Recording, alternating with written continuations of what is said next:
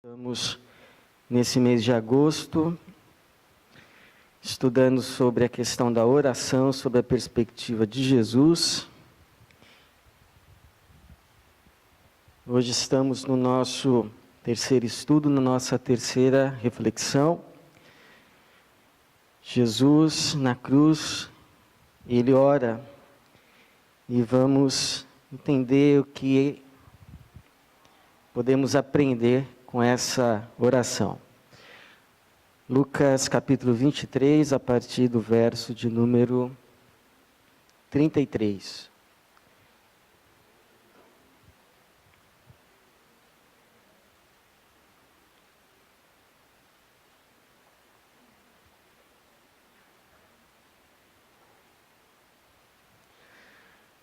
Quando chegaram ao lugar chamado Caveira, ali o crucificaram, ele e também os criminosos, um à sua direita e o outro à esquerda. Jesus, porém, dizia: Pai, perdoa-lhes, pois não sabem o que fazem. Então repartiram entre eles as roupas dele, tirando sortes sobre elas. E o povo estava ali olhando, e as autoridades o ridicularizavam, dizendo: salvou os outros, então salve a si mesmo, se é o Cristo, o escolhido de Deus. Os soldados também zombavam e, aproximando-se, ofereciam-lhe vinagre e diziam: se tu és o rei dos judeus, salva a ti mesmo. E esta inscrição estava acima dele: este é o rei dos judeus. Então um dos criminosos crucificados blasfemava dele, dizendo: tu não és o Cristo? Salva a ti mesmo e a nós.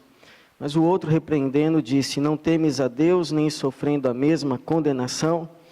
Nós, na verdade, estamos recebendo com justiça o que nossos atos merecem. Mas este homem não fez mal algum. Então disse Jesus: lembra-te de mim quando entrares no teu reino. E Jesus lhe respondeu: em verdade te digo que hoje estarás comigo no paraíso. Já era hora quase sexta, e houve trevas em toda a terra até a hora nona, pois o sol havia se escurecido, e o véu do santuário se rasgou ao meio. Então, exclamando em alta voz, Jesus disse: Pai, nas tuas mãos entrego o meu espírito. Deus, obrigado pela tua palavra, obrigado pelo teu povo que aqui se reuniu, e pedimos que o seu Espírito se revele a nós nessa noite e glorifique o teu nome por meio da tua palavra, o nome de Jesus. Amém.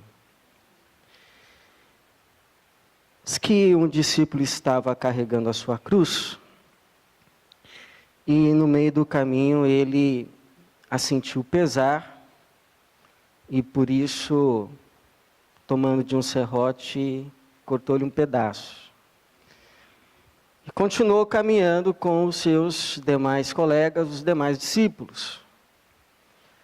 Porém, quando chegaram os discípulos até as margens de um rio, cada um foi colocando a sua cruz de uma margem para outra e a usando como se fosse uma ponte.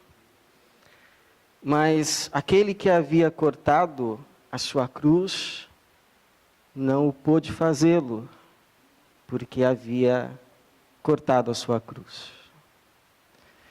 E essa história ilustra uma verdade da palavra de Deus, que o discípulo de Jesus é convidado pelo próprio Jesus a carregar a sua cruz. Jesus, em Lucas, capítulo 9, verso 23, ele faz um convite enfático, que já separa a multidão dos discípulos.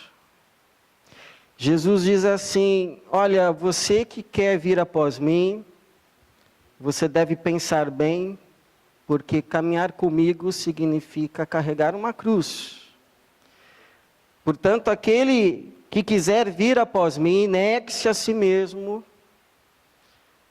tome a sua cruz e siga-me. E o problema, irmãos, é que hoje muitos discípulos de Jesus, não é que eles não querem carregar a cruz, é que eles não sabem o que é a cruz.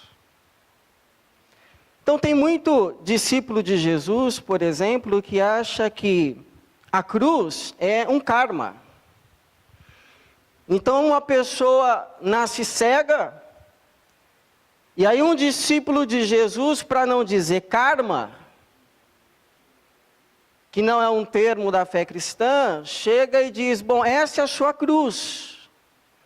O fato de ter nascido cego e ter que viver agora com esta dificuldade. Mas eu queria lhe dizer nesta noite que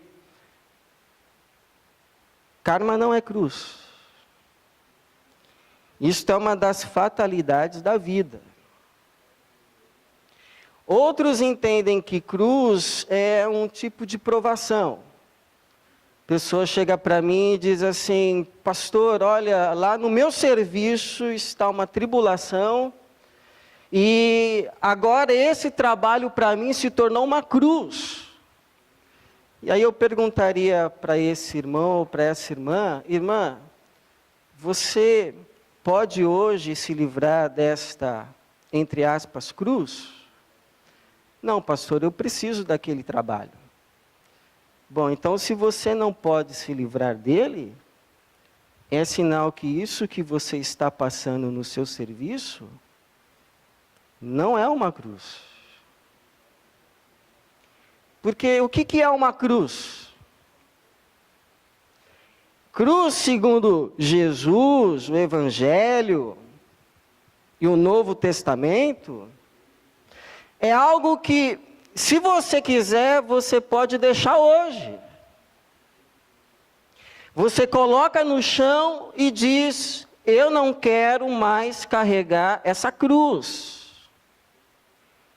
Para mim já deu, para mim chega, eu estou cansado, eu estou me livrando de você, cruz. Cruz é algo que você acorda toda manhã e você poderia ter deixado de lado. Mas você olha para Jesus e Jesus olha para você e diz assim, e então você vai continuar me seguindo hoje, nessa segunda-feira de manhã? E aí você diz assim, vou. E aí Jesus olha para você e diz, bom, então tome a sua cruz. Cruz é algo que você poderia deixar se o quisesse, mas ao invés de deixar, todos os dias você toma sobre si de novo, por amor a Jesus. Por querer continuar caminhando com Ele, ser chamado discípulo dEle. Discípulo.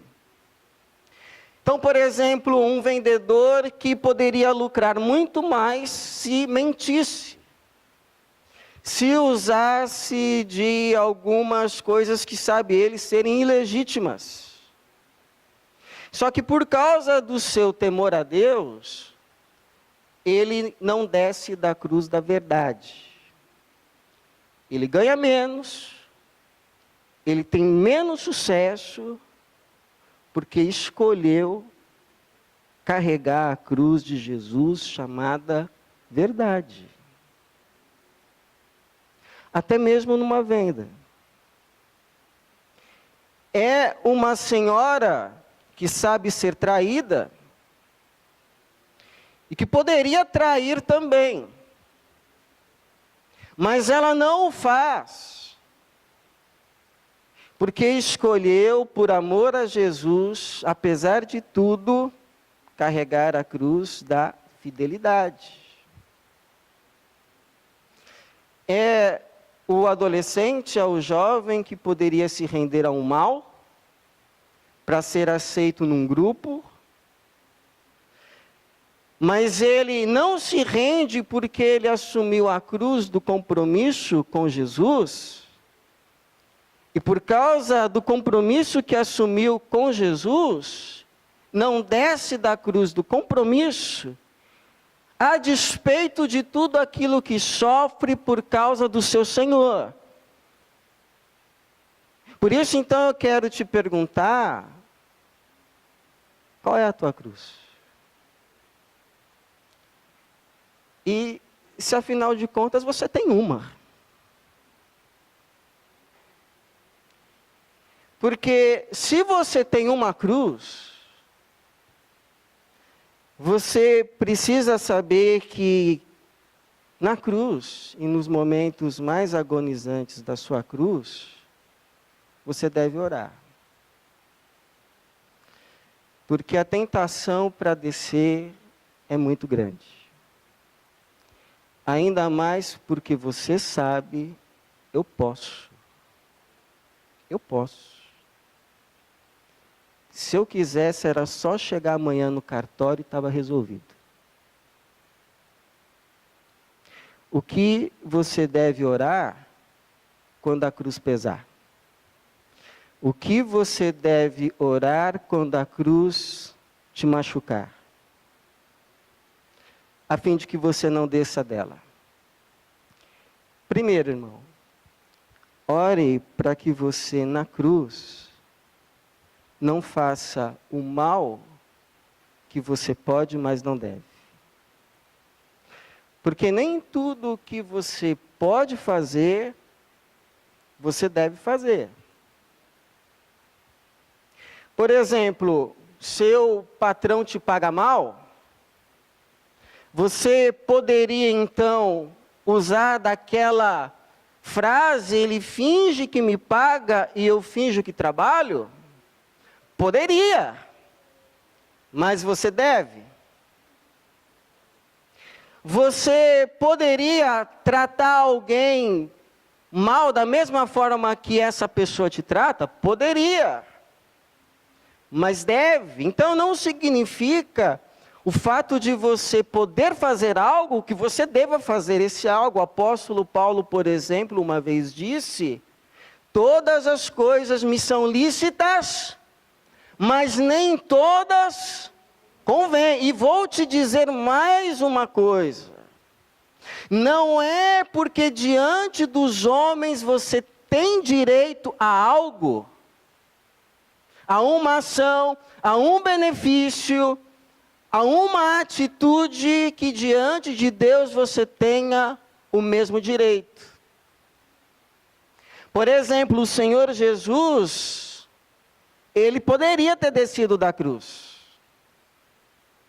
Inclusive, eu lembro de um pastor que me disse que um dia o seu filho estava no Oriente Médio, e lhe roubaram uma carteira, e ele poderia ir à delegacia e dar queixa.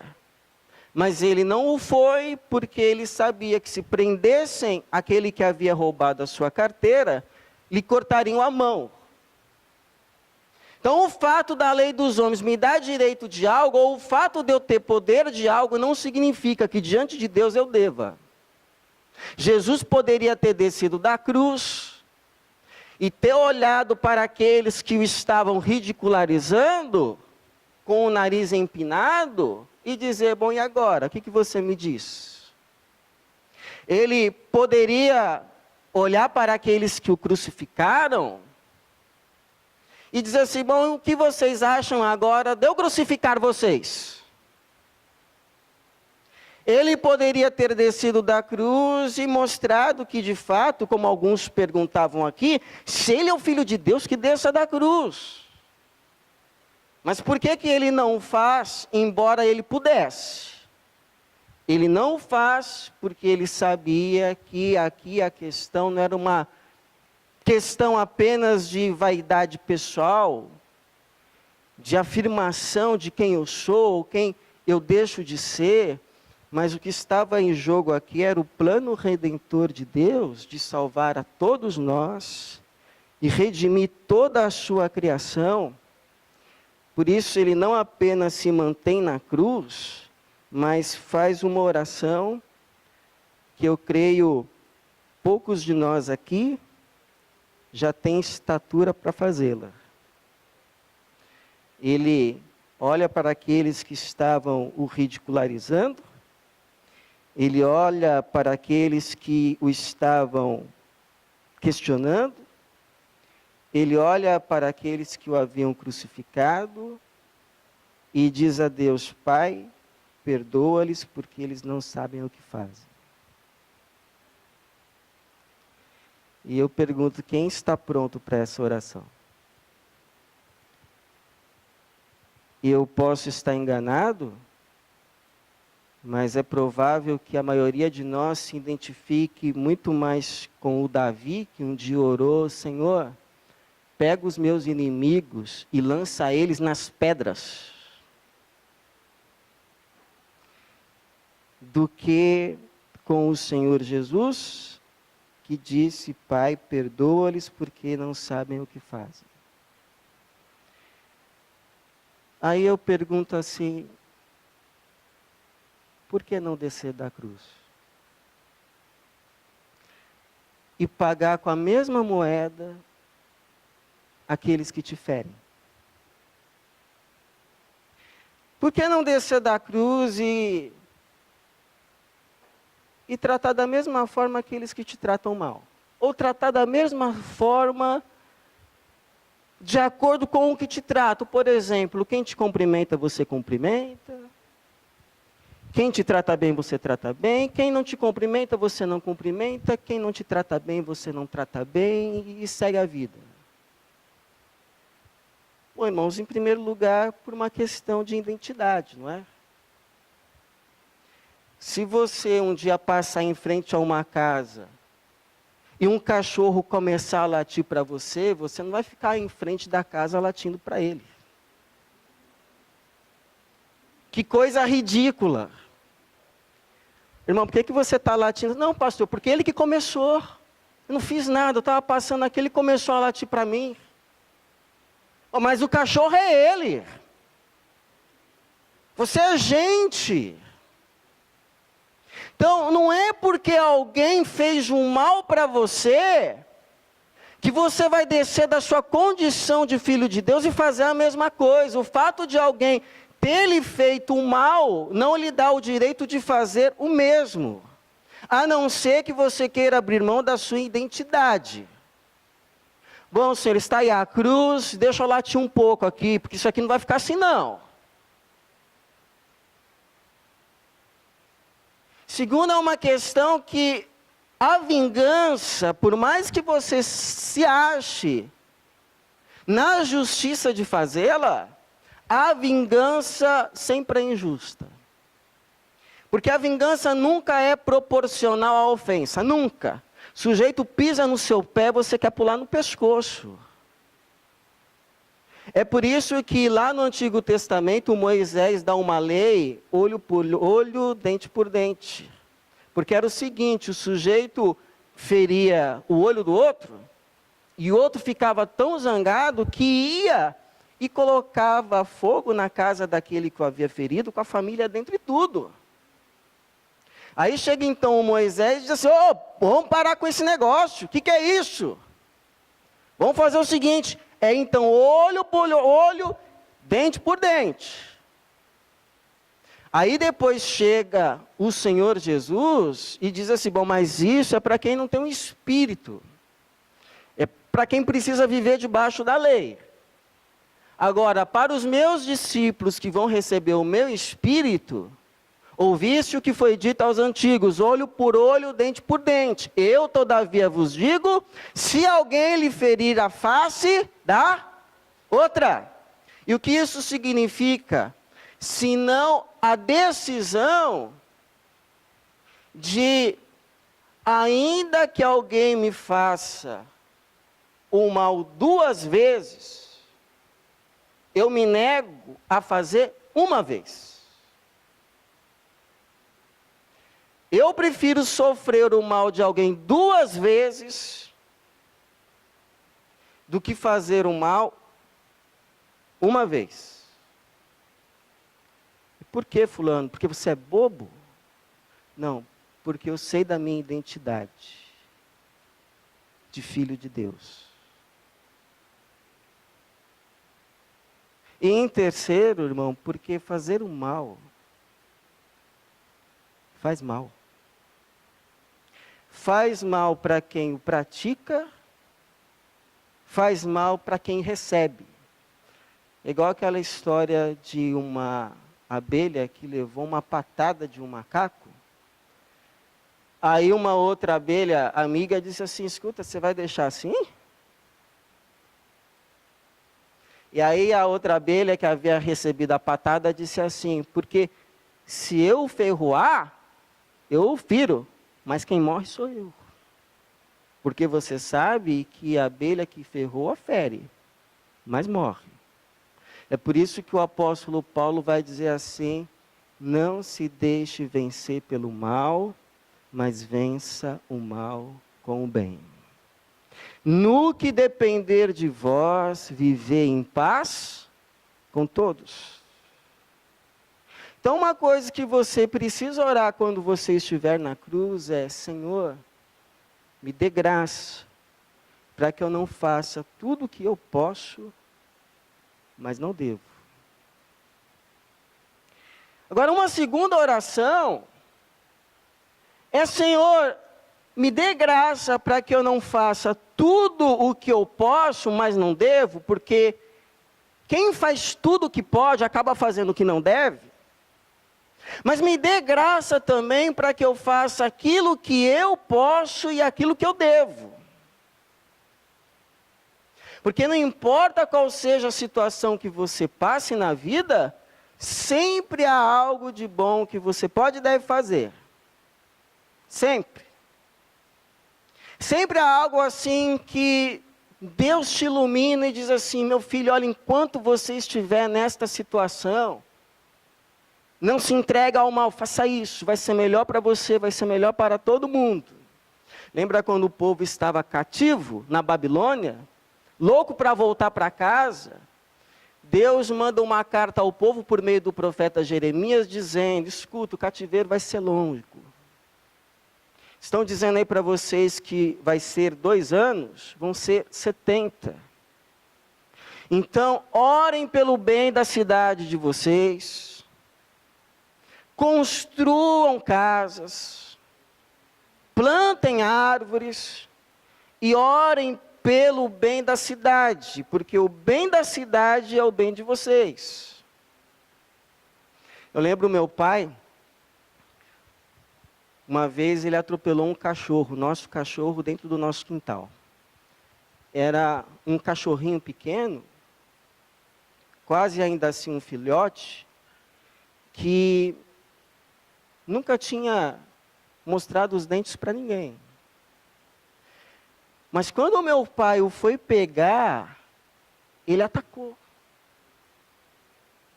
Por causa da sua dor.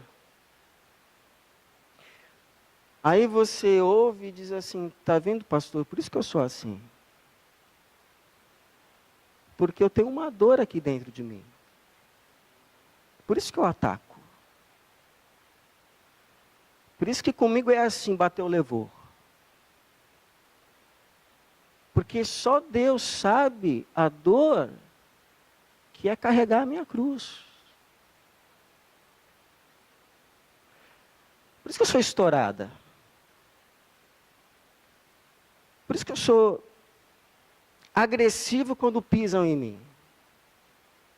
É porque eu já estou no limite. E aí quando me batem eu não aguento.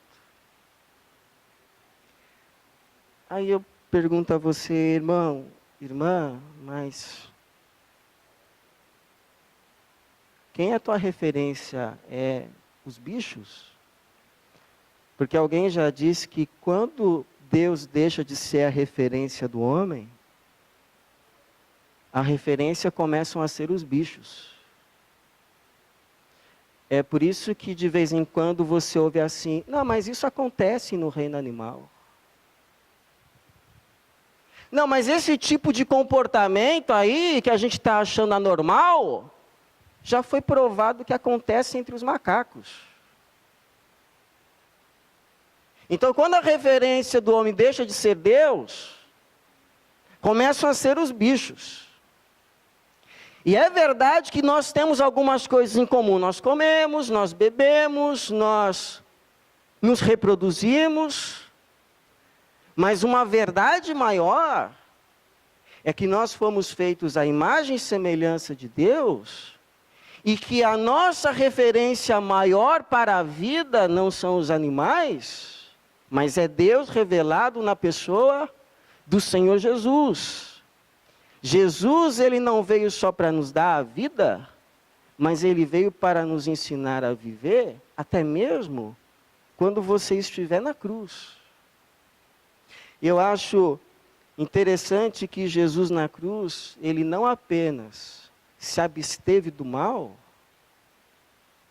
mas ele se dispôs ao bem. Porque uma outra tentação é você dizer assim, tudo bem, eu não vou fazer nada de mal, mas também me deixo aqui quieto. Ele ora pelos seus inimigos, pedindo perdão. Ele salva um criminoso arrependido na última hora.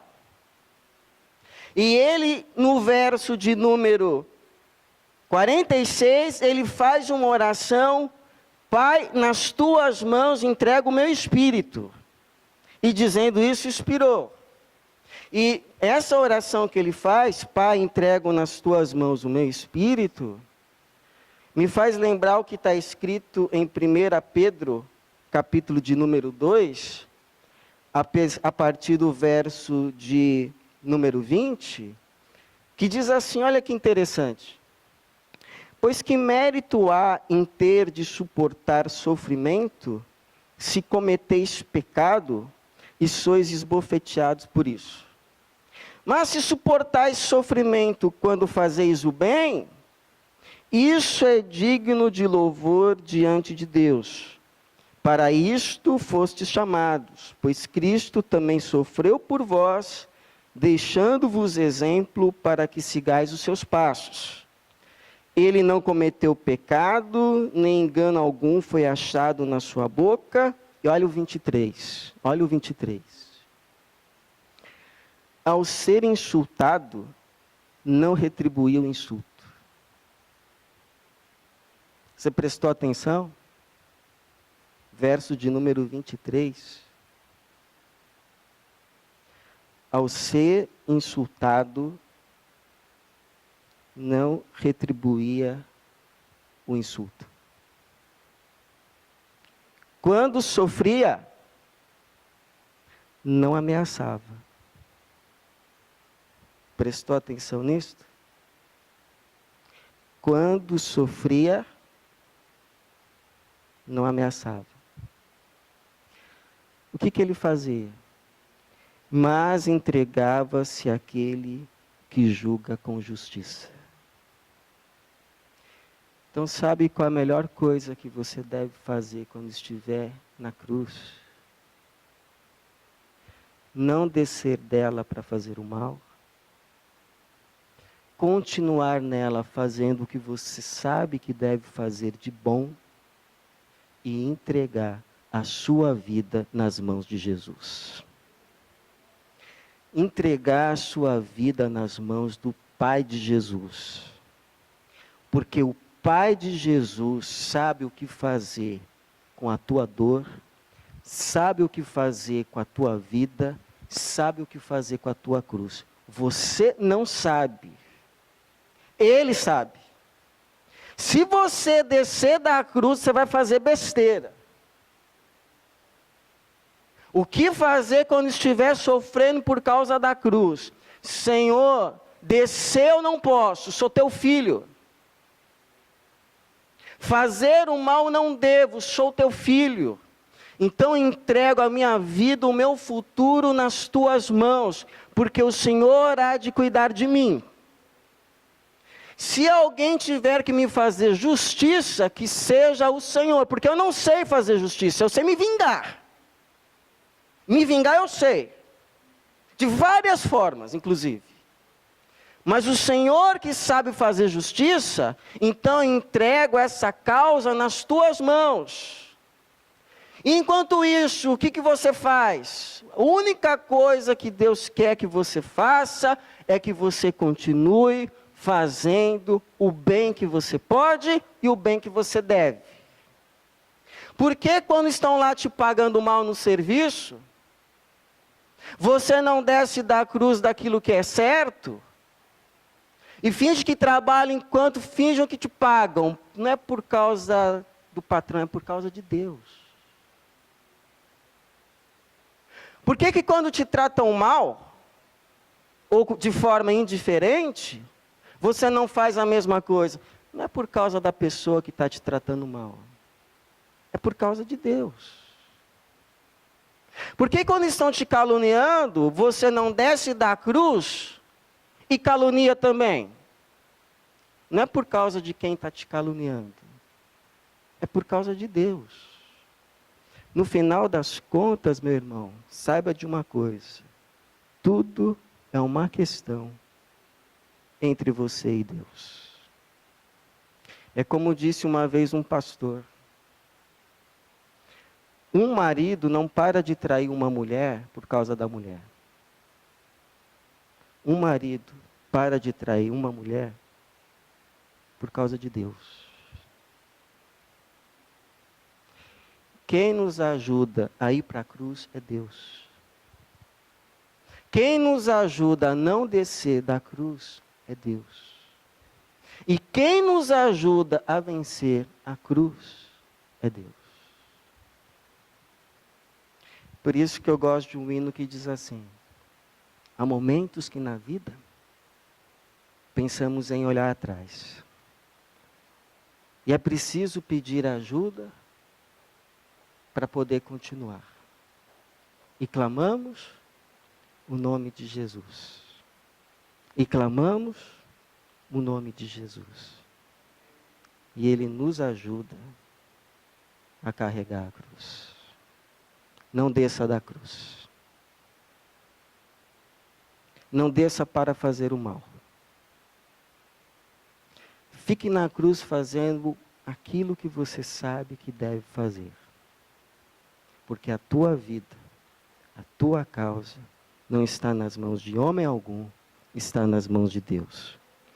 E a Bíblia diz assim, Paulo nos fala: não nos cansemos de fazer o bem, porque a seu tempo colheremos, se não desanimarmos. Que assim seja e que Deus te abençoe, em nome de Jesus.